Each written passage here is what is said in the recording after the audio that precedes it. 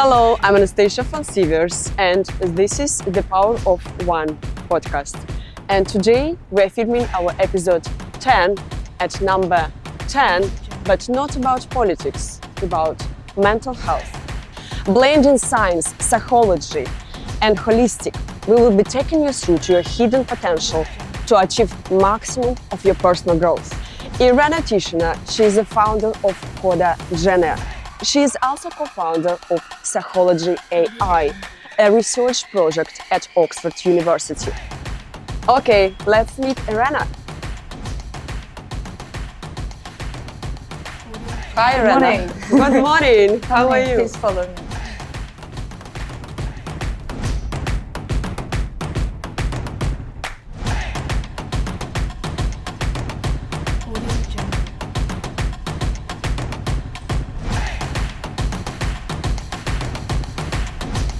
Welcome to your cabinet. Please take a seat. Thank you.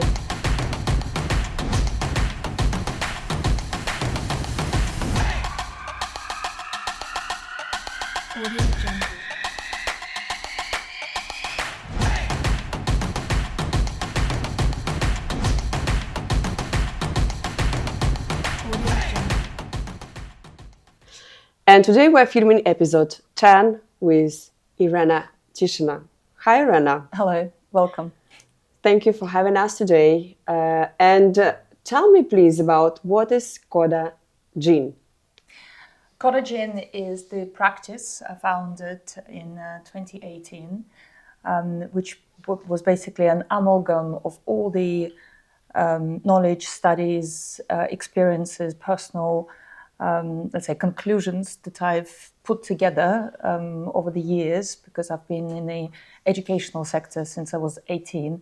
So I started my first teaching job when I was 18 years old. So all the experiences that I've accumulated from having a kind of face-to-face teaching lessons with my students to learning more about the psychology, human behavior, behavioral sciences, and all the sort of the 360 view of the sort of the human psyche.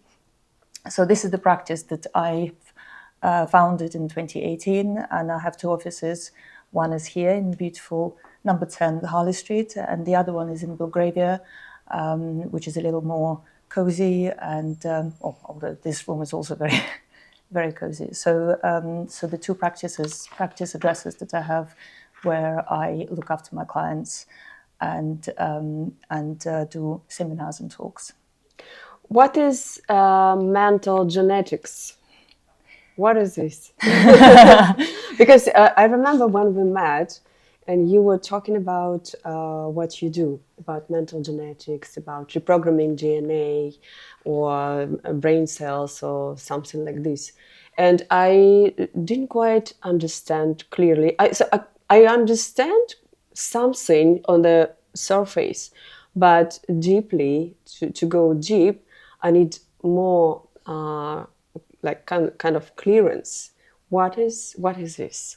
So I will explain. It's a quite easy thing to get confused with, because today we hear so many different terminologies, and all to do with genetics, epigenetics, neuroscience. You know, there's all these sort of seemingly new studies that are coming up, and obviously it's a big hot topic these days, talking about mental health, talking about wellness and well-being, but particularly on the emotional level, on the brain health level, and so on.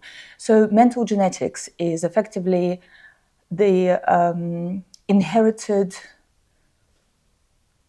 let's say, a sum of inherited traits that we've been given through our ancestors, from our parents, not just the first generation, but we can go all the way up to 4 generations of inherited traumas, predispositions, interpretations, dreams, unrealized dreams, ambitions, disappointments. So all of that goes into one bag of the invisible world that we are living and reliving.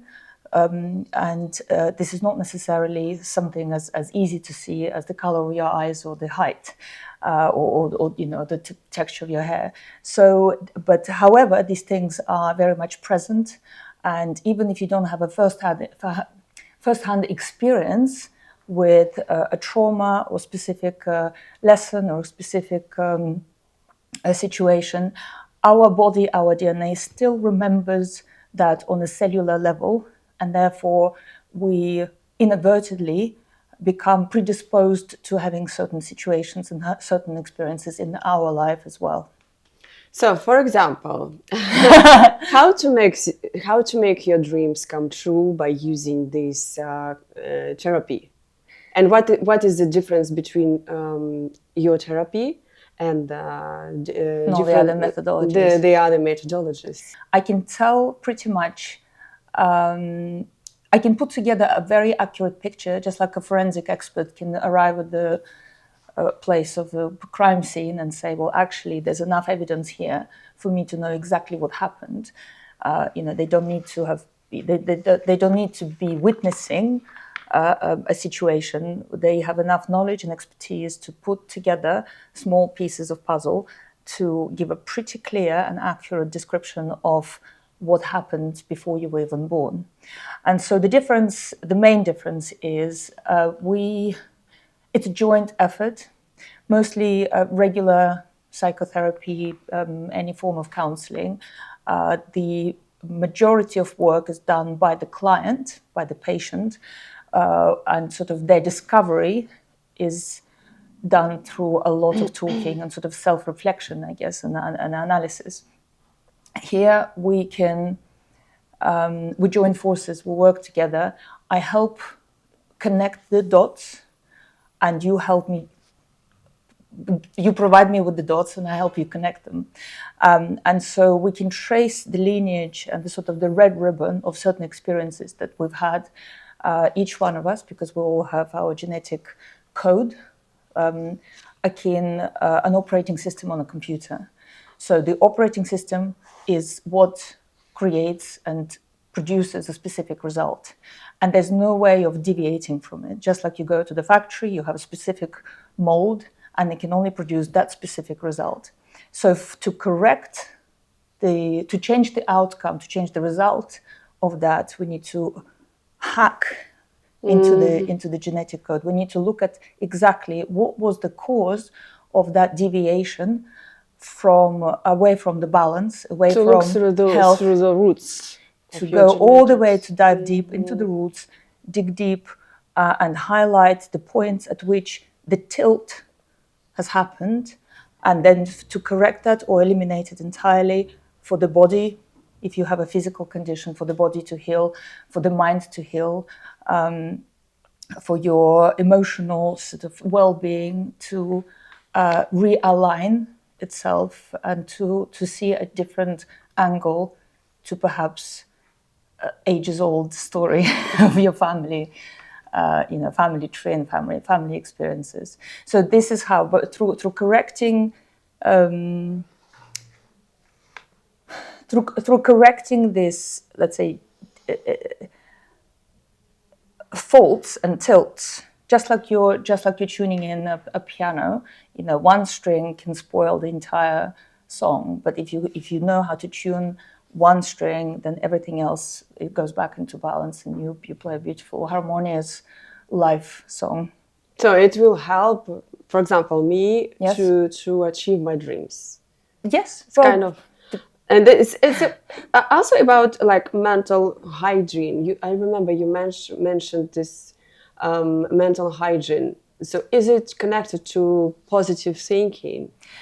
It's more than positive. It's more than positive thinking. Of course, positive thinking plays a part in that. But look at the, let's say, oral hygiene or personal hygiene. We teach our children from, as we teach them from infancy. This is how you hold your toothbrush. This is how you take responsibility for looking after your teeth. And we teach them, and they become more and more skilled at maintaining that health themselves. So the unpleasant visit to the dentist is delayed as long as possible. Sometimes, I've met lots of people, they've never had any issues with their oral health, and some people delay it much further down the line. What we do know, regardless of whether you will end up going to the dentist or not, what we do know is that if you don't look after your teeth, you will definitely be in the waiting room of a dentist very, very soon. The same thing applies to your mental health. There are some things that we can do, take personal responsibility in maintaining our health, mental health, regulating our emotions, being able to analyze and process and cleanse things that perhaps happen to us during the day without waiting until your house is on fire and then you have to go and see a specialist to help you tidy up the mess. With some medicines. Exactly. Yes. I think we live in the era of a quick fix approach to anything. Mm-hmm. So instead of reaching out for the next medication to stop you feeling sad or stop you feeling unmotivated, we should look at the cause and what was the actual reason where you stopped feeling alive, happy, joyful, and just fulfilled. Yes, exactly. What was your personal turning point in taking this role more seriously? You said you started a long time ago.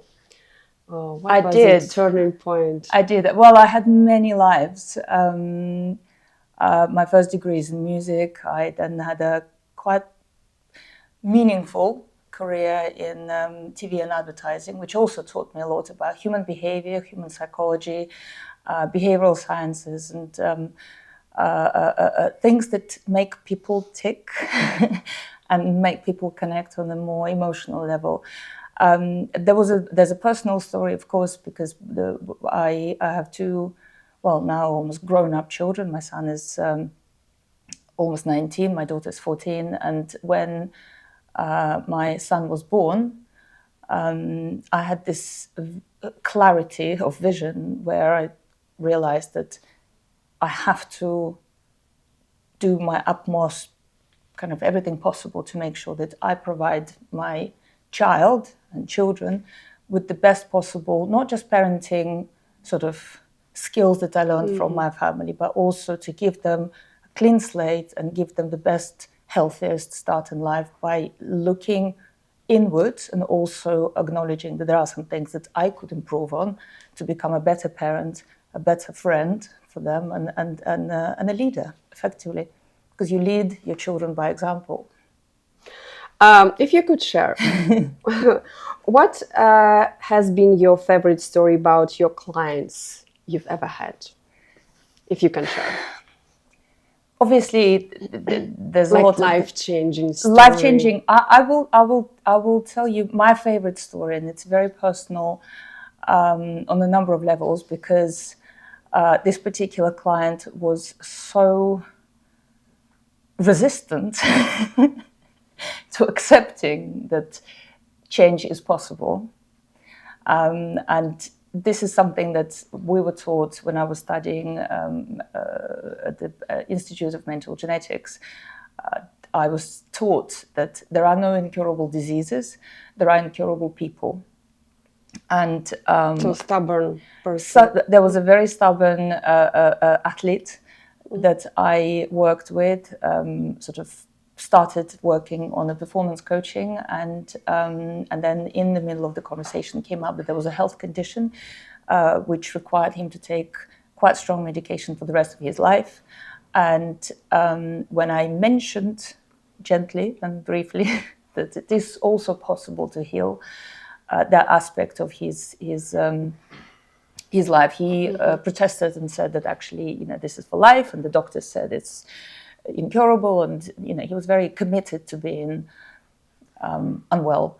And so within a few months, then we had a conversation where I effectively laid down the particulars of his genetic code and his family lineage and the experiences and everything that happened. Very long story short, 4 years later, 4 years therapy with you. 4 years later, this person has now been off medication for almost 3.5 years. There's never been any relapse. There's never been any no flare-ups. It's just completely gone. The condition is gone. To me, this is a triumph of how the body can heal itself, how the body is designed to function and stay in balance, as long as we don't get in the way and don't prevent us from keeping the flow of life. Yeah, this is an interesting story. Yeah, thank you it was very impressive, and I was, even now you can see I'm just smiling because every client of mine is like seeing your children learn a new skill, and their success is my joy. Yeah. I'm sure you have a lot of stories like this. I do. But this one was particularly because, as I said, there was so much resistance at the beginning that when we both saw the results, it was very overwhelming and obviously emotional, and just joy. Mm-hmm. I remember we had consultation. Yes, you were also. Yeah, but I'm not so resistant. I'm actually very pushing myself. I push myself so much for change, and I think I'm quite flexible and open-minded to achieve more things and do different ways to achieve it. It takes a lot of courage to sit in the most vulnerable, uncomfortable spots in your life. Emotionally, it takes a lot of courage, and I always take my hat off anyone who takes the step and leaps and jumps and knows that there's a feather bed at the end of it. But it does take a lot of courage and also responsibility, one of my favorite words, and that's something I always teach every client that walks in through the door. Responsibility, which is something that's, again, people avoid these days. It's wonderful because the origin, if you think about response ability, it's your ability to respond to any situation that comes your way, that anything that life offers you and throws at you and sort of, let's say, invites you to walk in through the next door. So taking responsibility and having faith also in knowing that you're capable of handling this situation, that situation, whatever else that you will have to be presented with, and having the courage to accept it and go, okay, I'm afraid, but I'm going to do it anyway. Yeah. This is about me. I'm afraid, but I'm going to do it. Feel the fear and do it anyway. Yes. Because I always go through my fears. Whatever I fear, I go to do it. I remember I was afraid of diving, and I took a diving course in Egypt. It was so scary, but I went through this course. But I still didn't try to dive anymore. But I like to go through my fears. The only way the fear can be removed from our lives is by being absorbed through the successful experience of the very thing that we're afraid of. Yeah, and, exactly. Even in the Bible, it says, I am the Alpha and Omega. I am the problem and the solution. So there is a cure within the fear. There's cure, the things that we are avoiding are the very things that will heal us and move us to the next level. So it's a hugely cathartic experience, and those who have the courage to take a step forward and to go and sort of embrace the uncomfortable, embrace the fear, the vulnerability. I have so much time and respect for those people. Yeah. What's one thing about your career that you didn't expect? My career? Yes. That you didn't expect. I did not expect to...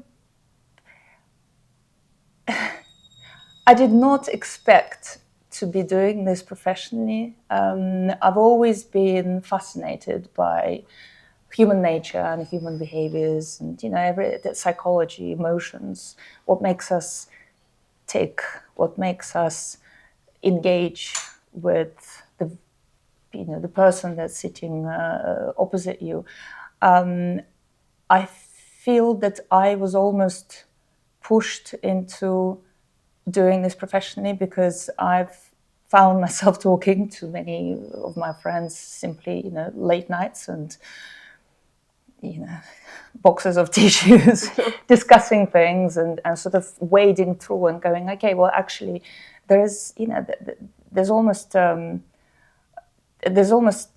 gift that I could be making the most of, rather than sort of making it more my friends and family that you can talk to.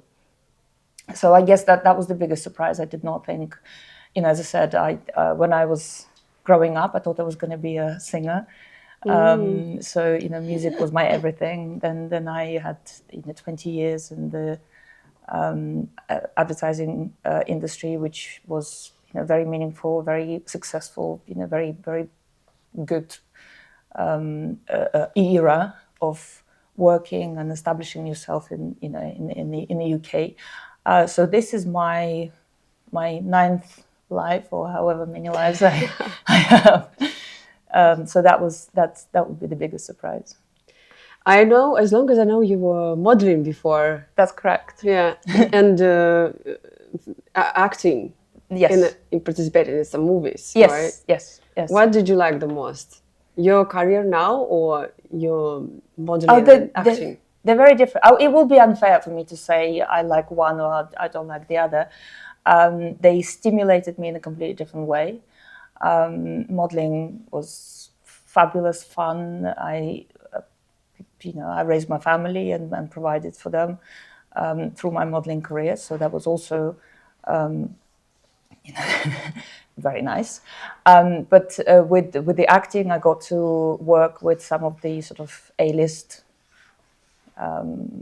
people that you and I will know, have seen on screen for decades. So so obviously that was very special. I felt very privileged to be part of this world. And today, I guess the biggest reward that I'm receiving is stories like the story I shared earlier about clients coming to me and saying, my life has changed completely. I've come off antidepressants. My health is better. My relationship with my family is much better. My children behave the way I never thought they would behave. I thought it was them being, I don't know, the terrible twos or the terrible teenagers or the terrible this and the terrible that. So I like the idea of leaving legacy, and I like the idea of leaving something that is longer lasting than just my career. What's a common myth about your job or field of your expertise? That you need to have a problem to come and see me. So my problem is how to make my dreams come true. Well, you see, I have big dreams. How to make my dreams come true? Well, people still, it's not as bad as when I was studying and when I was starting out, because before COVID, it was literally, you never hear somebody saying, "I'm going to the gym. What's wrong with you?" But when people saying, "I'm seeing a therapist or a professional," people will say, "What's wrong with you?" So there was a massive taboo about sort of mental health. That's why I like the idea of teaching people mental hygiene rather than handling mental illness, not necessarily. And yes, so I do have some clients that come to me because they have a problem or because they've tried other methods or other specialists that didn't work, or the results were not there, or they've been seeing somebody for years. To me, if you've been on a diet for years and you're still significantly overweight, then something is not working with the diet, you or the nutritionist. And yet there is this sort of idea that you have to have a therapist that you have for years dealing with exactly the same issue, which I think the answer is in the results. What was your biggest failure? God, I had so many. And what did you learn from it? From this You experience? only learn from failures. You only learn from things that don't work. You only learn from experiences that were... They made you stop and revisit and regroup and look inwards as well. I've had partnerships where there wasn't enough communication, perhaps, or transparency, which ended up sort of, falling off the cliff. Let's call it that. I've had personal, just learning about the business, learning about the structure, let's say, of how to run your brand as well, in the way that is quality, in the way that is engaging and interesting. So yeah, I can, I wouldn't necessarily call them failures. I would call them a little taps on the shoulder where I had to stop and revisit the situation, because, being a passionate person, I have a tendency of just sort of grabbing the idea and running with it. And sometimes grabbing and running is not enough. You have to have the time to reflect, analyze, and sort of digest the experience to see if that is actually working and if that's nutritious for your business and for your profession as well. Was it from your personal life? Or It was both. But it's the same. Life is a relationship, so it doesn't matter. We're having a relationship right now. We're having a conversation. We're connecting and engaging. Your business is your relationship. Your marriage is your relationship. My relationship with children is the same thing. There's the same need for clarity and communication as me communicating with somebody at work, or my neighbors, or my family. What are some of your biggest challenges in relationships? As long as I understand, it's like lack of communication? Lack of communication wasn't necessarily my biggest challenge. It was establishing... What I found very interesting is that people often argue over terminology. So, for example, we all have our own understanding of what trust is. We all have an idea of what love is. We all have an idea of what care is. So when you use the word, I want to feel that somebody is caring towards me, and somebody will say, well, actually, I am very caring. So it's not necessarily the words that we're arguing, it's the meaning behind it, the intent. Because you could, I could say to you, I love your dress in so many different ways, from sarcastic and prickly to loving. I like sarcastic sense of humor. But you see what I mean? You can make jokes on me. Exactly. Yeah, that's okay. Exactly. So it's not necessarily the wording that I will be using, it's the signaling and the motivation of why am I saying something and what does it mean to me and how do you interpret that as well. Because one thing is me saying I love your dress. The other thing is you saying, what do you mean by that? Right? So it's that kind of gray area, let's say opaque area, which is open to different interpretations, where I believe most of the conflicts and misunderstanding happens. Do you remember your first ever date? Where did you go? Oh, God. I do. I was 17. I was a very late bloomer, and I had a young man who was very caring and pure and innocent, and so the first date we would just go to sit, because I was born and grew up in Crimea.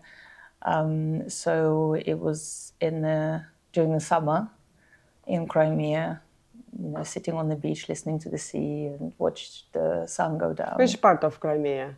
I spent all my childhood in Crimea. Did you? Since 6 till 15 years old. Sevastopol. Sevastopol. Yes. So that's I think it's the most beautiful part. It really is. You get everything. You get the mountains, the cliffs, the grottos. So beautiful. It's the Amalfi Coast without the Italian food and service, perhaps. But yeah, the nature is absolutely stunning. And if you, if you're there in the summer, it's very romantic and memorable. And when you're 17, you just like to enjoy the nature and the connection and the closeness. Yeah. What is the most romantic thing you've ever done for someone? Okay, well, I do a lot of romantic things. I am quite a romantic, but I think the most elaborate one I did was for my ex-husband, actually, because I didn't really have any money, so I really had to come up with something very creative. And what I ended up doing is, at the time I lived in Balham and he lived in Streatham, and so I decided to buy a bunch of helium balloons and walk in the middle of the night, because I wanted him to wake up in the morning and open the curtains. Was the balloons for his birthday? It was for his birthday celebration, yes. So I bought a bunch of helium balloons and I walked in the middle of the night at like 3 o'clock in the morning or 4 in the morning from Balham to Streatham, because obviously they wouldn't fit anywhere and I didn't have money for the taxi. And I also had previously sort of in advance spoken with his neighbors from the ground floor to let me use their ladder so I can sort of climb up and attach them to the pipe. Wow. You climb up. And it all had to be done very, very quietly because I didn't want him to wake up and think that he's just been burgled. So, where there's a will. So yes. He woke up and I called him in the morning and I wished him a happy birthday, and he hadn't opened the curtains yet, but so he did it whilst I was on the phone to him. Obviously it was appreciated. Can you open the curtains? And where can people find you, online or offline, to have a consultation with you? Is it better to have personal one-to-one at your cabinet, number 10 Harley Street, or at your home, or maybe if I need, for example, consultation, you can come to my home, we can have a cup of tea and have a conversation. What is the best? Whatever suits you most. Really, there is no best, there is no one-size-fits-all formula. This is one of the, let's say, USPs that I have, there are some families that I travel and see them abroad because they prefer to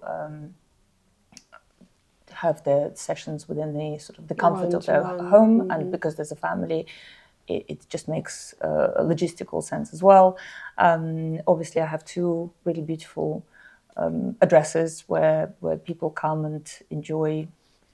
It's very central, whether it's in Harley Street or in Belgravia. You can always come and book a one-to-one consultation.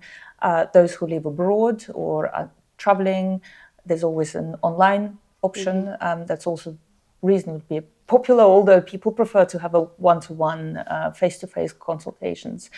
And of course, there are seminars and presentations and workshops that I also do. So if it's more of a learning about genetics and learning about the mechanics of how we operate, rather than saying I have a specific issue that I would like to... Like teaching, for example. Like teaching, exactly. Like teaching, like coaching.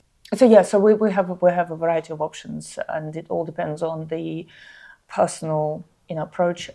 My objective is to make people feel comfortable, because as I said, you have to feel comfortable and being able to open up and go deep. And sometimes going deep doesn't mean it's a pleasant experience. Sometimes you have to go back to your, the corners that have the most shadows in there, and so it's all about comfort, and it's all about feeling relaxed and trusting. And people can also find you through your website, Coda Gene. Of course. Codagene.com. Codagene.com. Codagene.com is the website. I'm also on social media, so there's always updates, posts, newsletters, and if there's an event coming up, if there's a presentation or a talk, everything is always listed online. Again, whichever you prefer and whichever works for you. Yeah, I think for would be preferable, the best, to have a lecture, like proper deep lecture. I completely agree. What I also offer is let's say, a course, which would basically have 12, 20, 24 sessions, depending on the topic, because we can discuss anything from, say, victimology to parenting to business coaching to health.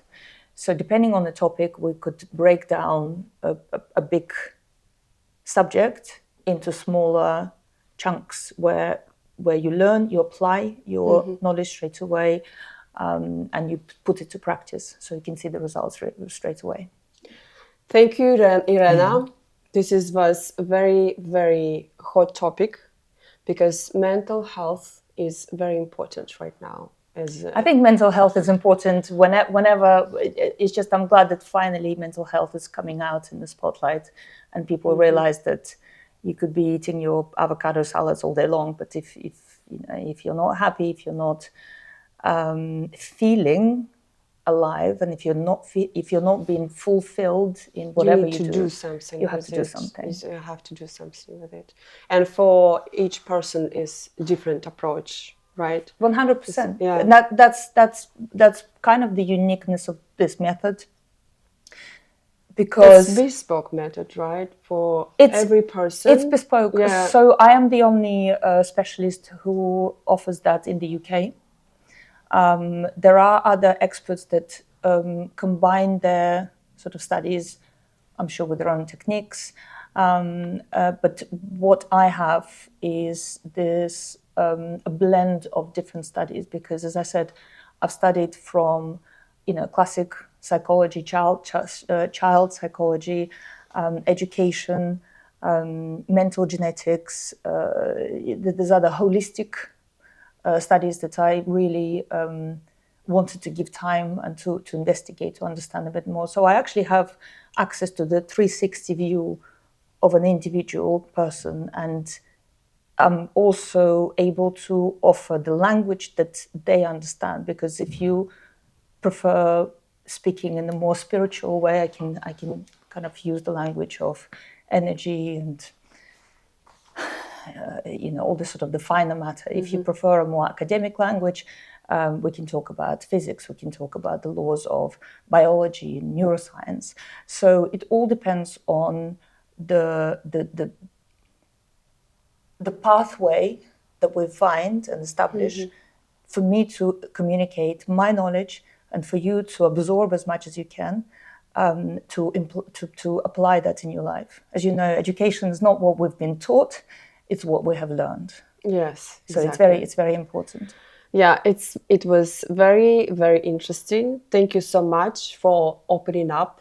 Thank you for the power for of asking one. questions like this. Yes, and this is really the power of one, because you have no competition in the UK. No. Nobody does it. So you, the only one who can help people to in this unique in this unique method. It's not one size fits all therapy.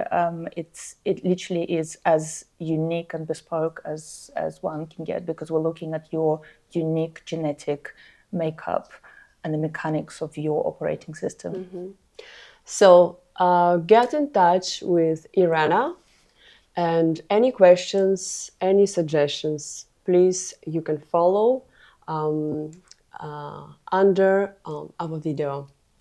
All links will be followed. Thank you so much for watching us. Thank you.